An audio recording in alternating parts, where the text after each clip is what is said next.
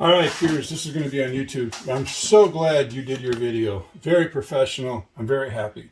All right, let me explain to you how these cheap Chinese servos affect the design point of view as we were designing robots. And this is about 1.5 years ago I learned this.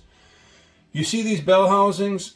This is a digital MGS 90, which you had. And they say they get a better slow movement like you showed in your video. Anyway, from the point of the base, it's 1.2 to 6.7, and this is the second most expensive. This is the one that Otto and everybody's pretty much using because it's an analog, but this was designed for the Otto in mind. This has too tall of a base for it, and Camille understood this, and I did too. And you look at the housings, there's different height also.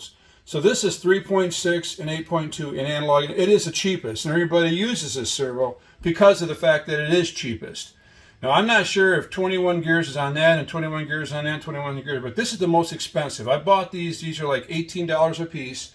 These are analog spectrums. They're supposed to be the most smoothest on the market. They're made for really nice airplanes, and they're the most expensive, but this is 3.9 and 7.8.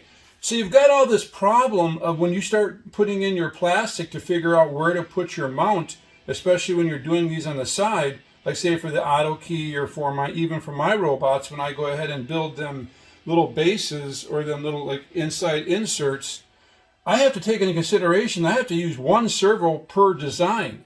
I cannot take this servo, put this servo in, and put this in and expect the same results. Not only does it bind, but it also creates too much slop. It's a nightmare for the designer's perspective.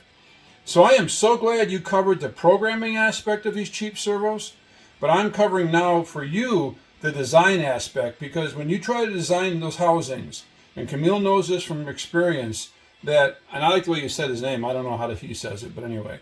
But there's a difference. And also, too, if I remember right, the digital has a much smoother servo control throw than the analog and the other analog. But again, this is the most expensive.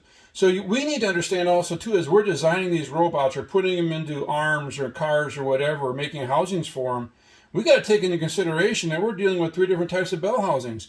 And if we sell somebody an Otto robot and give them digital servos, there's going to be more slop out of that, and there's going to be more stick out. So if you want it real nice and tight, and I know that Berger did want his servos tight, and I agree with him. The very first Ottos had a lot of slop in them. And no discredit to the Otto itself. Otto's a fantastic robot. But I like things tight, and I'm an OCD person like you are too. I love the way you got your